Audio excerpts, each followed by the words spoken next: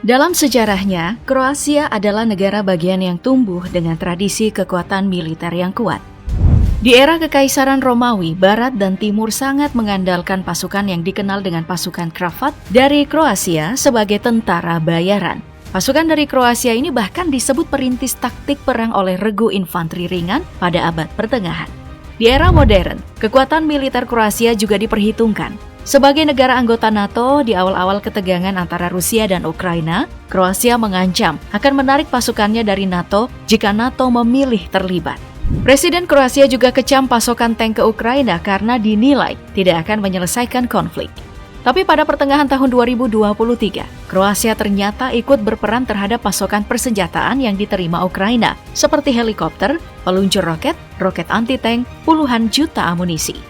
Artinya, posisi Kroasia sebagai negara netral perlahan hilang, dan secara tidak langsung Kroasia harus bersiap menghadapi opsi lain. Oke, mari kita buat satu skenario. Jika ultimatum Putin benar kalau akan menyerang negara NATO yang berani sokong Ukraina, artinya Kroasia juga terancam. Ini yang mau kita tahu, apakah Kroasia bisa menghadapi serangan Rusia atau tidak? Untuk menjawab itu, aku akan menguliti seberapa besar kekuatan militer dari Kroasia. Kroasia ini memang punya sejarah panjang soal militernya. Tapi yang kita bicarakan sekarang adalah perang modern. Angkatan bersenjata Kroasia bisa dibilang baru setelah Kroasia memperoleh kemerdekaannya dari Yugoslavia tahun 1991. Itu pun di fase merebut. Pasukan Kroasia, cuma pasukan infanteri ringan yang didukung dengan tank dan artileri seadanya. Itu pun kemenangan Kroasia karena ada campur tangan NATO di dalamnya.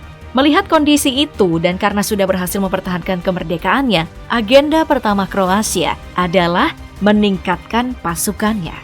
Doktrin, budaya militer dan pasukan profesional terus didorong.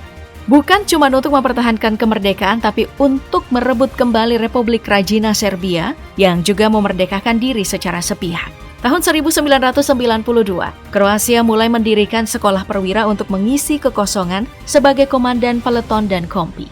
Progres yang dilakukan Kroasia sangat signifikan, cuman butuh waktu sekitar 3 tahun. Sekitar akhir tahun 1995, tentara Kroasia jadi organisasi militer utama Balkan atau Eropa bagian Tenggara. Penilaian CIA terhadap perencanaan staf Kroasia sangat baik dan punya kemampuan senjata gabungan yang juga baik.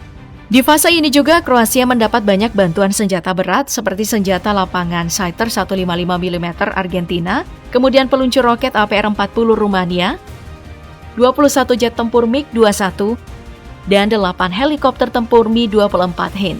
Bahkan lebih maju dari itu, Kroasia mempunyai UAV atau drone dalam negeri. Salah satunya itu adalah BLM-99 Bionic yang tugasnya itu mengintai posisi musuh dan mengarahkan tembakan artileri. Untuk negara baru, merdeka, dan hanya butuh waktu 3 tahun untuk memutakhirkan militernya, Kroasia ini terbilang sukses.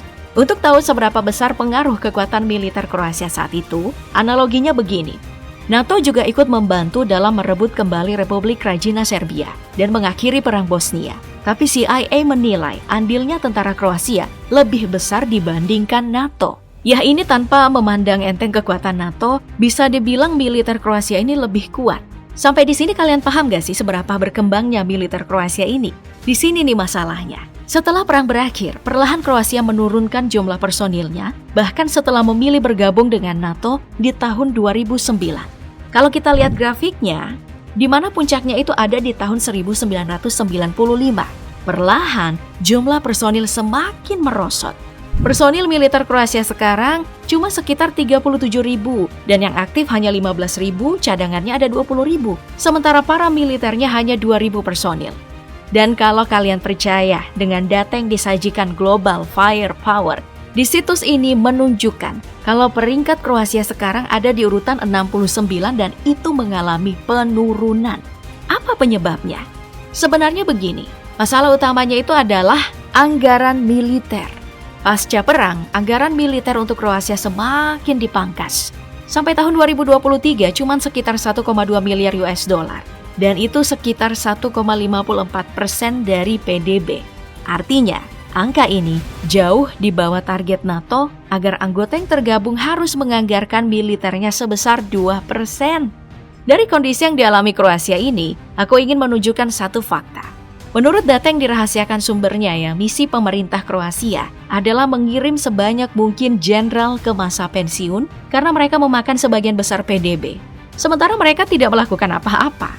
Ya, tapi itu cuma alibi. Alasan sebenarnya karena pemerintah Kroasia takut dengan kudeta militer mengingat mayoritas para jenderal yang ada adalah mantan komunis. Memilih memotong anggaran ternyata punya banyak masalah. Anggaran yang dipangkas tadi ternyata juga berimbas ke program wajib militer Kroasia yang sudah dihapuskan sejak tahun 2008. Memang ada rencana untuk menerapkan kembali wajib militernya, tapi tidak kunjung terlaksana. Selain karena banyak kritik, ya alasannya sederhana. Pemerintah tidak punya cukup anggaran untuk membiayai wajib militer mereka. Sebenarnya Kroasia punya alibi sendiri alasan kenapa kekuatan militernya kecil. Pertama, Kroasia adalah negara kecil jadi tidak perlu militer yang besar. Lalu yang kedua, ditambah dengan adanya perang Ukraina dan Rusia, pemerintah Kroasia mengambil kesimpulan kalau perang saat ini tidak butuh lagi ribuan tank dan jutaan tentara. Kroasia sekarang jadi semakin pede atau percaya diri, siap untuk mempertahankan diri meskipun cuma sebuah negara kecil dengan militer kecil. Ketiga, Kroasia juga bisa dibilang tidak punya masalah dengan negara lain dan tidak punya alasan untuk menyerang siapapun. Konflik dengan negara tetangga. Semua negara tetangga tidak lebih kuat dari Kroasia. Hongaria dan Serbia ada di level yang sama. Slovenia, Bosnia-Herzegovina, dan Montenegro bisa dibilang lebih lemah dari Kroasia. Jadi, 7.100 personil Angkatan Darat, 1.250 personil Angkatan Udara, dan 1.400 personil Angkatan Laut dinilai oleh pemerintah Kroasia sudah lebih dari cukup. Dan untuk level-level negara kecil, Kroasia sebenarnya ini tidak lemah. Untuk peperangan modern, pasukan Kroasia terlatih dan punya peralatan yang bisa diandalkan. Kroasia juga punya pasukan khusus yang tugas utamanya untuk menjamin kesiapan tempur pasukan khusus dalam melindungi keutuhan wilayah, kedaulatan, dan kemerdekaan Republik Kroasia, serta untuk berpartisipasi dalam operasi yang dipimpin NATO. Kenyataannya adalah, militer Kroasia sekarang ini jauh lebih modern dan kuat dari segi alutsista dibandingkan Kroasia di era 90-an. Angkatan Darat Kroasia memang masih mengoperasikan sekitar 75 tank tua M84A4 buatan dalam negeri sebagai tank tempur utama.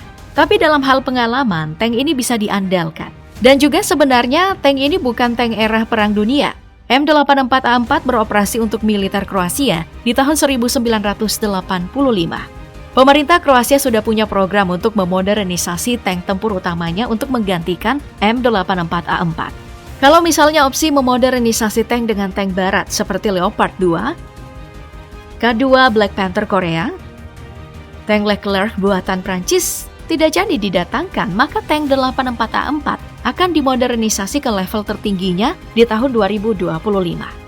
Dan untuk menutup kekurangan dari tank tempur utama kuno M84A4, Kroasia mengakuisisi dua tipe tank, Patria BOV, seharga lebih dari 158 juta euro, dan PZH 2000 yang punya laju tembakan sangat tinggi. Untuk angkatan udaranya, militer Kroasia masih menggunakan MiG-21 yang diperoleh sejak awal kemerdekaan, ditambah pada tahun 2021 membeli 12 unit Dassault Rafale bekas dari Prancis. Sementara untuk mendukung angkatan udara, Kroasia membeli helikopter penghancur lapis baja paling canggih milik Amerika, Black Hawk. Modernisasi besar-besaran juga dilakukan di angkatan lautnya dengan merancang 2 korvet buatan dalam negeri. Yang harus diakui dari Kroasia sebagai negara kecil adalah industri senjatanya yang relatif berkembang dan kompetitif secara internasional. Dan termasuk 10 eksportir senjata di NATO juga termasuk salah satu pengekspor senjata ke Amerika Serikat.